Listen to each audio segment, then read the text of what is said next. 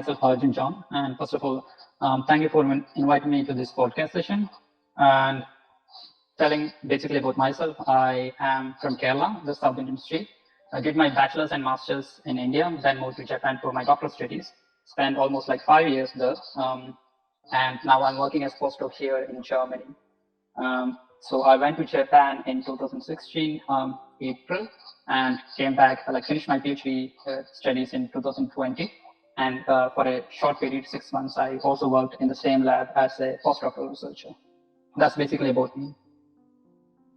Okay, Dr. Arjun, let's begin our discussion. Let's start with scholarship. So, can you enlighten us with now the popular scholarship that an Indian student can aim for while pursuing a PhD in Japan? Okay, yeah. MEXT is one of the most popular options for pursuing higher studies in Japan. And that's like one and only main option. There are like a couple of other options, but most of them are like limited in certain ways, like maybe for certain specific departments or like certain specific categories. So in that aspect, MEXT is one of the main scholarship option that you can avail when you want to pursue higher studies in Japan. And there are like two basic methods by which you can apply for MEXT, either via the Japanese embassy in your own country or via the institute where you want to pursue PhD studies or master studies. But again, like the most popular option is to apply via the Japanese embassy in your country. For us is the Japanese embassy in Delhi. And the application process mainly consists of, I think, 2 or 3 stages. I don't know whether they have changed it over the years. Back in 2015, it was like you submit your application along with your transcript curriculum with a short research proposal, and they will be shortlisting your application based on some of these criteria, and then you will be called for an interview and written test. The written was, they just wanted to check your grasp on the English language, and then there will be 2 rounds of interviews, one for the technical and one for the HR. And the major aspect about this scholarship is that it's a 1-year-long process. So if you apply this year, April, the result will be published maybe by the end of next year, like maybe by next year, February or something. So it's almost a 1-year-long procedure. That's one thing that you have to keep it in your mind. So if you want to join next year, like you have to start this year's from April or May something. And all these details are given in their website, and you can just go to the Japanese embassy website, and there will be like a brief description about how you should apply and during which period the application period starts and all this information. Okay, I have one more question. When you apply via just by mailing to the professors, yeah, do the university, most of the university in Japan, do they provide a basic scholarship or kind of thing like? It again depends upon, I think, university to university. For example, I finished my doctoral studies in the University of Tokyo. As far as I know, there are like specific scholarship offered by University of Tokyo.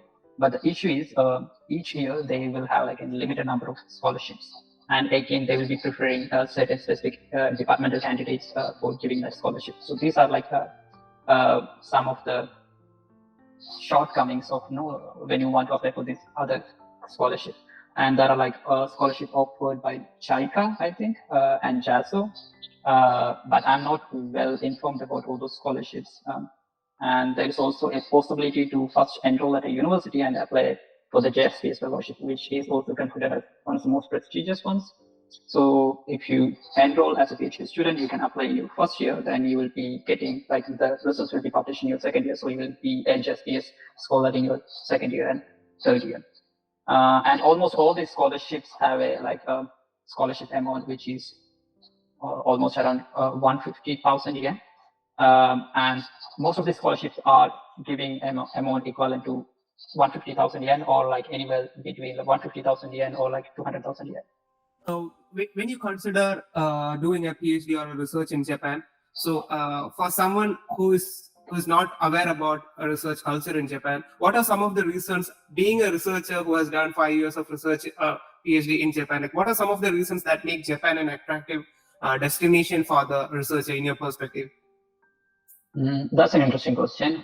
The thing about Japan is that most of the Japanese universities, all the university courses are offered in Japanese, at least for the bachelor studies. And when they are in the master's degree program, they have an option to, I think most of the universities offer like courses in English. talking about the case of University of Tokyo, unfortunately, at those periods when I did my doctoral studies, there were only couple of courses offered in English. But as a PhD student, you didn't have any requirements to finish a lot of courses. I think we had the requirement of finishing 2 postgrad credit points that are equivalent for attending 2 courses back in India. And fortunately, I could choose for 2 courses that are offered in English. But if you're a master's student, you might need extra credit points, and it will be difficult in that aspect to find courses that are suitable for you or your research purpose that are offered in English. That's one major difficulty that I can see when you want to pursue higher studies in Japan. But I have heard that in private universities, for example, Iyo University, this is also one of the famous universities in Tokyo, they offer a lot of courses in English. That's what I have been informed of. So it again depends upon university to university. And as I said, since they finish all the studies in Japan, most of them are not well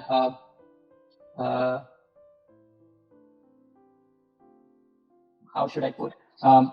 They're not very well comfortable in speaking in English. So when you're a research student, one of the major aspects is you get to discuss the research topic with your peers and with the professors. That kind of an environment may be a bit challenging when you want to pursue higher studies in Japan. But the positive aspect is that they have cutting edge technologies and a lot of funding. So if you want something, you will get it.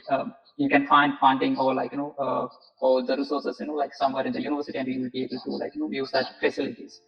But if I want to compare with the lifestyle at IITs with the one at University of Tokyo, having this conversation with your peers, which was quite often back in IITs, because it's residential campuses. So if you want to talk to someone, if you're one of your senior or junior who is working on a certain specific area which you are not well informed of, you can go and just talk to them to get a basic understanding of these topics, which might not be possible in the case if you are in Japan.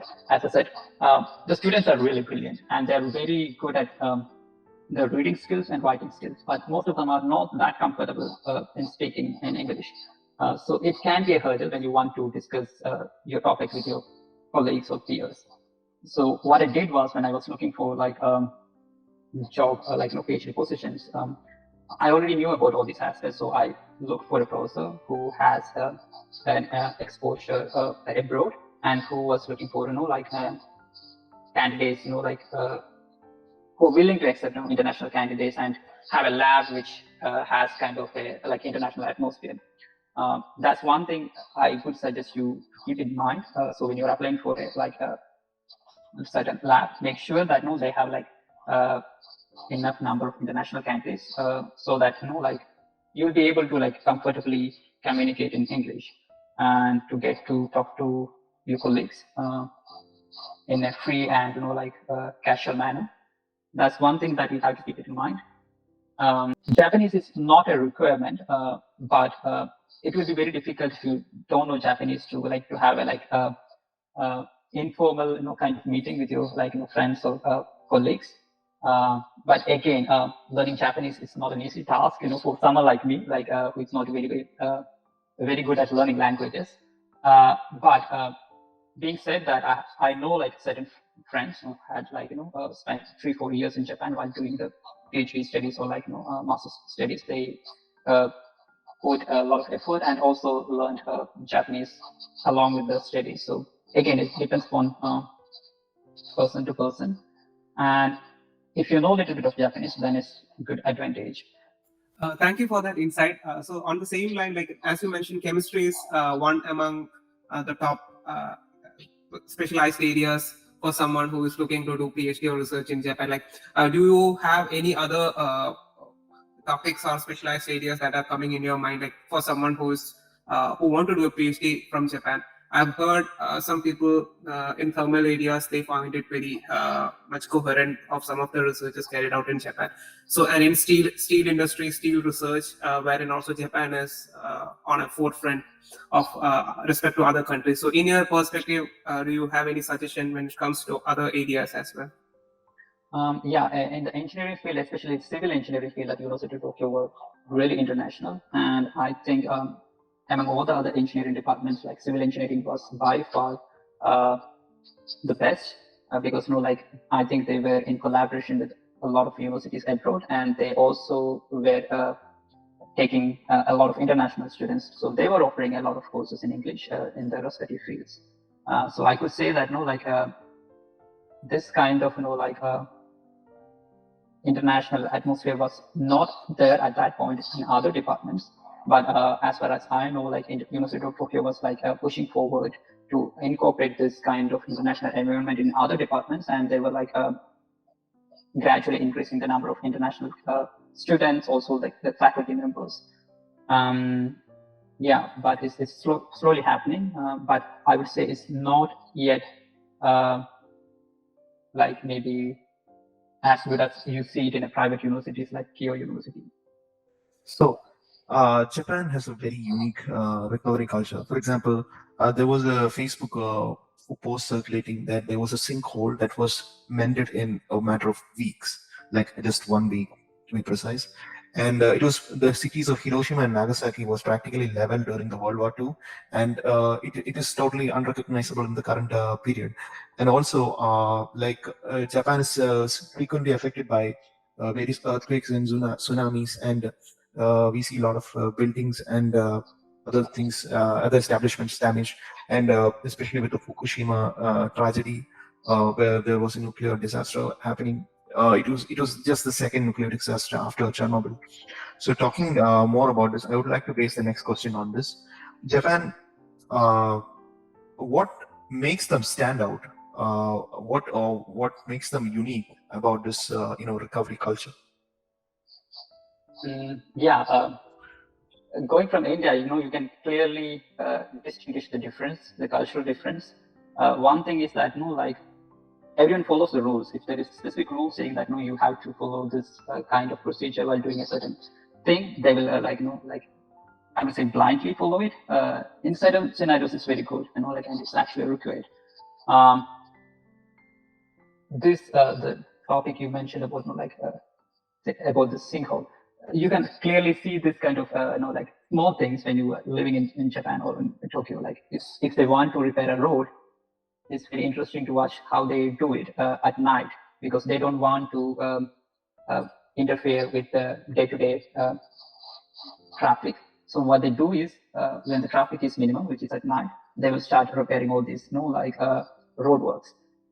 And by morning, they will like make sure that the roads are okay, or at least in a reasonable good way for the traffic to resume. And they will again reopen all these like patchwork area, and they again start working. So you will, if you not notice it carefully, you will never realize that there is a patchwork going, or construction work going on. So these are the kind of small steps, these are like these things happens on a day-to-day basis, and you will never notice about all these things if you don't look carefully. But this kind of culture, do your duty so that like it doesn't interfere with someone else like duties, and make sure that you do it in a proper and precise manner, so that something else has to come and cross check that whether it has been done properly or something like that. They do it kind of in a way which is kind of commendable, that if traffic rules has to be followed, even if it is a red signal and there are no traffic coming, they will just wait till the traffic light turns green. These kind of small steps, I think matters on a day-to-day basis, and also reflects in the general attitude towards life. I think that's one aspect that you will notice or might shock you in the first place. So I have a follow-up question. So when you translate these things to a research culture, what do you see as a researcher the Japanese culture is offering you, and what is the best part that you want to take it from that country, even if you're moving to some other country or being a researcher? Like, yeah, I think I should follow their culture. Like, it's giving me an upper hand when I'm with other people, or when I'm doing a research. So in that context, what is the offering that Japanese culture can offer to a PhD student or a researcher? Yeah, in that aspect, one of the main difference between the research atmosphere or the research culture back in Japan and back in India, I would say is that in Japan, everyone is working as an individual. Like, if you want to learn something, it's totally up to you. In a way, it is good, but sometimes it can be a bit challenged. As I said, back in IIT, if you want to learn about something that you are not really familiar about, you can just go and check with your seniors and colleagues to get a basic understanding. Then they might refer you some books or like some articles or even some lecture videos that are available. But back in Japan, like it's up to you to learn it by yourself from the very beginning. So it can be a bit challenging initially, but if you want to tackle a new topic and there is no one there to explain it to you what are the basic aspects, then you have to navigate through all the available information and make sure that you don't get overwhelmed by the depth of information. You have to select what is necessary for your research, and that kind of not relying on others, but you have to make sure that you kind of get all this knowledge that are required for your research by yourself. Is that one thing I noticed clearly back in Japan. Of course, you can talk to your colleagues and peers, but the extent to which you can do that is limited. Now, since I'm working here in Germany for the last 1 year, I can see that in Asia we have a strong hierarchy. Of course, here also in Europe you have a hierarchy, but the kind of the level of micromanagement that we have back in India or in Japan is not here in Europe. So if you want to do something, there will not be if you are supposed to do something, there will not be someone to cross-check whether you have done it. If you have facing some difficulty, you can go and check with someone else. I'm facing this difficulty, so how should I proceed? But in Japan or India, I think we are used to getting micromanaged. Your supervisor will be asking what is your progress? What is the status and how much you have progressed. This is quite evident even in India or in Japan. In certain cases, it's good, I would say. But maybe if you are a new research student, new to a topic, that can be a little bit overwhelming at times. So again, I think it depends on people. Some people might like to get cross-checked with your supervisors or your seniors, every now and then. Some would like to, leave them as an individual and let them explore all these topics by themselves. So it again totally depends upon how do you want to proceed. So it's in a way that is a point that I also felt. So it will be always easy if you are continuing for PhD in the same institute where you did your masters. So each professor has this way of carrying forward the research. So you can find that person with whom you are compatible with, and which topic motivates you on a day-to-day basis. So these are the kind of things that I think we missed, or I didn't think about all this aspect while I was doing my master's thesis, or when I was a master's student. That's one reason I think some of the students go abroad and do or redo the master's degree once again to get to know the lab, the university, the working culture, and to get to know these processes a little bit more, so that they can choose with whom they want to spend a couple of more years to get to know in detail. And if you are spending a considerable amount in a lab, it's also important that you know how you can whether you're compatible with that kind of an environment. So this is one thing I think students should also keep in mind when applying for PhD positions. It's possible for them to do masters in the same institute where they want to eventually do the doctoral studies. Then it's better to think about all these aspects beforehand. Thank you for providing that information. It's quite relevant because what you mentioned in terms of building a good relation with the supervisor, knowing the person beforehand, getting into a 3-4 year commitment, it is well suggested. So yeah, having an integrated masters doing in abroad is worth in case if you want to work in a totally different culture in the country that offers a different culture. Moving on to that aspect of living in Japan, so that is something like a student must know about. Living expenses, rent, Mhm. accommodation, salary, and the possibility to work, maybe not in university or part-time job, something like that. So, can you enlighten us with that kind of experience that you had when you were during your 5 years at Japan? Yeah, the scholarship, as I said, most of this scholarship offer somewhere between like 150,000 yen to 200,000 yen. Um, it's reasonable to live in a city like Tokyo, but I know like it's the bare minimum amount that you need actually. If you get something lower than that, it's actually pretty difficult because Tokyo is really, really expensive. And I think there is a possibility to do part-time work, but if you're a PhD students, like, it's not a good option. Like, if you're a master's student, then it's fine. So if you're like a doctoral student, there is no room for like, going for part-time jobs. And that aspect, I would suggest, like to get a fully funded position. Otherwise, living here in Japan is like, can be a bit difficult. Yeah, like, max offers, I think, like around 150,000 yen. And again, you can get, if you're an max student, you cannot accept or like any other scholarship. So if you accept max, that's the upper amount that you can receive. But if you receive in some other scholarship, I think there is a provision you can get additional scholarship that is like, so that your upper cap is like 200,000. So the maximum amount you can receive as a scholarship is like 200,000 yen. Then it's a reasonable good amount. How about the in-campus job perspectives? Like, if you To be graduate from honest, I BA, have no idea like whether you, for example, here in Germany, there are like, or in India, back in India, we have like research assistant positions available even in labs here in Germany as well. In Japan, how do they do is teaching assistant. uh, not exactly teaching assistant because most of these courses are taught in Japanese, so it's not possible in that aspect. You get industrial projects, and from these industrial projects, you can get additional funding. Again, like, it depends upon your lab, whether your lab has like good collaboration with industries.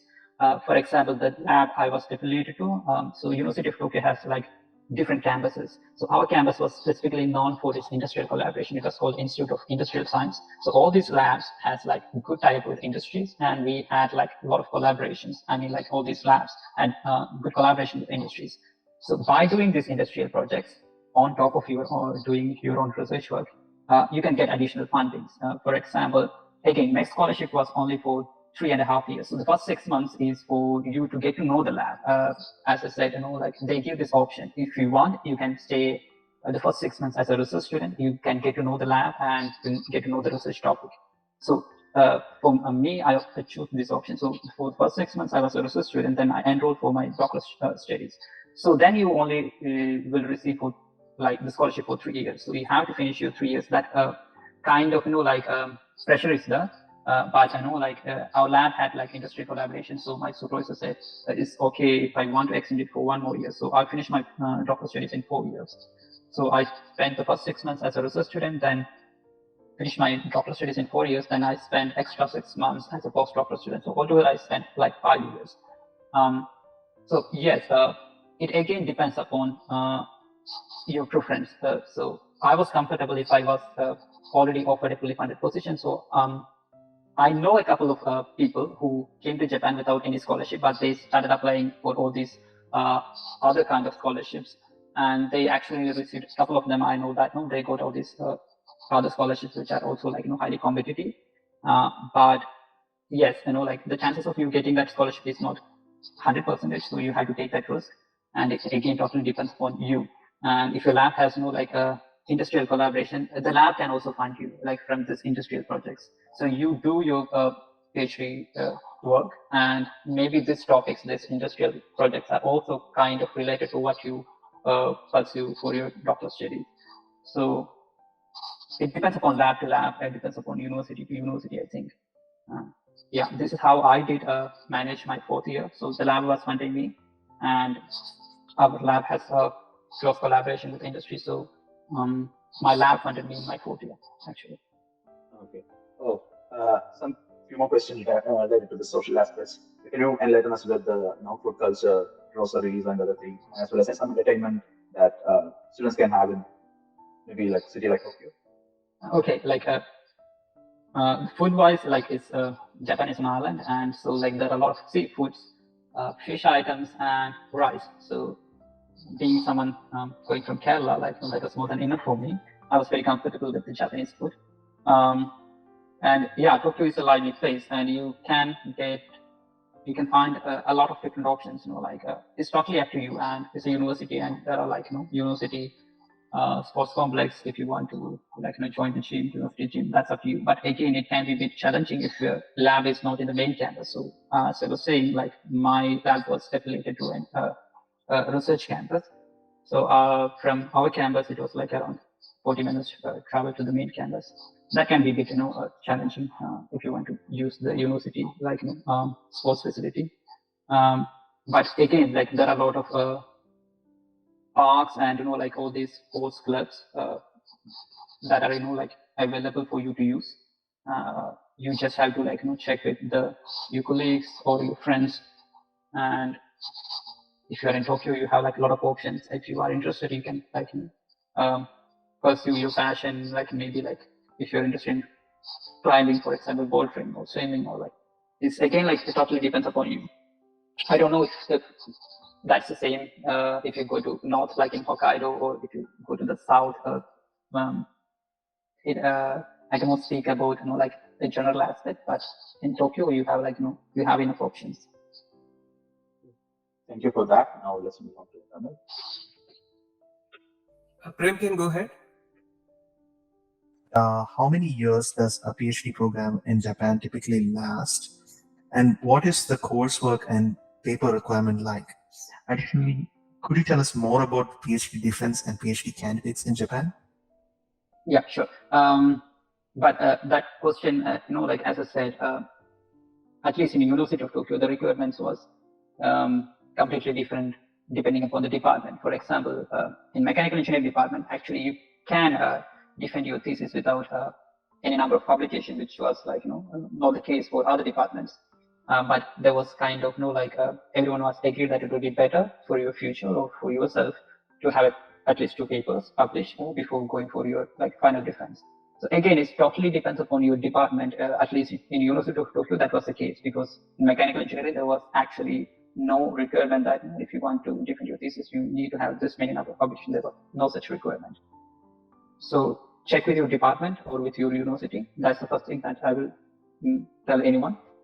And again, for me, in mechanical engineering department, there was one preliminary defense, and the main defense was 3 months after this preliminary defense. So in between, there was nothing else. So back in India, I think at least in IIT Guwahati, we had every year you have to give your current status, so that you get a review report from your PhD faculty members and your thesis group, I think. But there was no such thing back in University of Tokyo. The only thing is if you want to discuss with someone else or some other process, you are free to do that. But there is no year-wise report system or something. We had at the end of your PhD, you can decide when you want to do your preliminary defense, and then at the earliest, after 3 months, you can give a final defense. That's how I did my defense. And again, as I said, when I enrolled, the first 6 months, I was staying as a research student, then I enrolled for PhD. Again, this is the requirement for enrolling PhDs. Again, depends upon your department. For me, it was just okay to give an oral presentation about what you want to do in your PhD research. A brief year-wise summary was enough. But for other departments, there were exams. I mean, not objective exams, subjective exams. For example, I know as a friend of mine was in applied physics department. They had at least 5 papers, 5 subjective papers, which is really, really, really hard. And they had to study for the first 6 months to prepare for these exams, which was not the case for me. I could directly go to my lab and start my research work and get to know the lab and topic in detail, which was not the case for like at least a couple of my friends who were in other departments. They had to prepare for these exams really hard because the passing also percentage was not high for like getting to enroll for this PhD program. So it again depends upon, I think, in the university, the department. So check with the respective university to which you want to apply for this PhD program. Thank you for sharing that. By this, we have come almost to the end of the podcast. But just before winding up, I'm always curious about when it comes to, because like my research was also related to steel industry, and Japan is forefront in terms of steel manufacturing and steel cutting edge technologies. But the major problem which we personally found is accessing their journals. When we try to read their sort of techniques, what they have used, when we try to see what are other approaches they have adopted, like it's always Japanese literatures will be conveyed in Japanese language. The English version of those journals are very limited. So this has bring a sort of a cloud in the mind of researchers that like, are they being a secretive, or are they being more trying to keep the technologies within themselves? So as a researcher who has done a PhD there, like, how do you view this? Do they have any sort of thing like that, or is it like what factor is making them to publish things only in their own language? And one more thing which I have observed is they are least bothered about impact factors. It doesn't matter that it's nothing for them. It's the technology and how practicality they are able to make the thing. They are more focused on that rather than on the impact factors, because the industries, they don't look for impact factors. Industries look for the practicality and those things. So I would like to know from a person who has spent a couple of years there, and how do you see this? Actually, I think I have asked the same question to my supervisor. So they were saying that it's like, as I said, all these, undergraduate programs in Japan will be offered in Japanese. So most of them, the workers or the factory, the staff will not be comfortable reading a research journal which is in English. So the research community actually publish in international journals, but they also make sure that all these research output are also published in local journal papers. I mean, journal papers which are published in Japanese. For example, University of Tokyo has a research magazine which is published, I think, every month or once in every 2 months, something like that. So they will be also publishing the research in Japanese journals, so that someone in the industry can actually read it and understand it. So language should not be a barrier for the person who is who's not very well versed with English language. So that's the only thing I think. That's the it's not like they don't want to publish it in an international journal. They do that, and at the same time they make sure that all these research outputs are there, available in Japanese language, so that someone from the industry can check it, and if they want to implement that certain technique or technology, they are there should not be an issue in doing that. Otherwise, I don't think they want to keep everything secretive. No, I don't think so, to be honest. But as I said, all these professors, they also publish all the leading research topics in Japanese textbooks. So at the University of Tokyo, bookstores, you can see books, Japanese books written about all these, new technologies, for example, machine learning, for example, turbulence, turbulence modeling. There are specific dedicated books written in Japanese by renowned professors in that field, explaining all these concepts in a very simple and clear manner. So that's one thing interesting about Japan.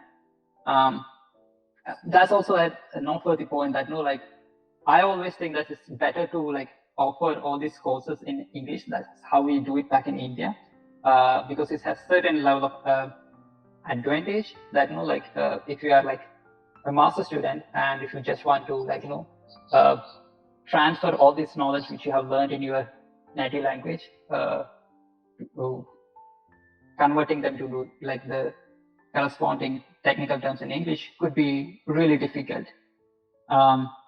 So learning a technical program like engineering in English, I think, is the way to go. At least if you want to expand your knowledge, because that's one hurdle I think Japanese community will have, since most of the courses are offered in Japanese, like this language can be a barrier for a lot of people.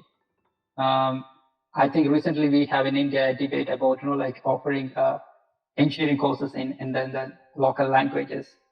I can understand why people are demanding for that, but the disadvantage will be the fact that when they want to go for higher studies, it will be a major hurdle for them. So I think it will be easier for the students if they do that transition at the earlier period rather than doing all those studies in the local languages and trying to understand or trying to convert all this knowledge from what they learned and the corresponding trying to understand all these corresponding terminologies in other language. It can be a bit challenging actually. Yeah. So thank you for providing your viewpoints on why Japanese are more focused towards their way of publishing things in their own language. So as mentioned, we have almost come to the end of the podcast.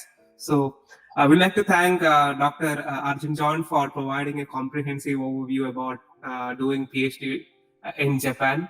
And he was so flexible when we approached him, and he was having a lot of helping mentality when we discussed about these things.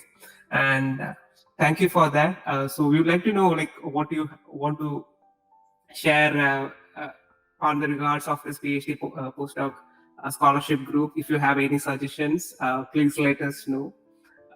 Yeah. Thank you for inviting me to this podcast session. Yes, these are the kind of things that I was also looking for when I was applying for PhD. I think nowadays, options are there are options in the internet for you to check, and it's one such good initiative for you to start this podcast. But I would suggest not to limit only this for mechanical engineering background, but make it wider so that anyone from any background should be able to know about all these scholarship options and opportunities. I think that would be one of my suggestion. Yeah, and all the very best for your future endeavors. Thank you so much.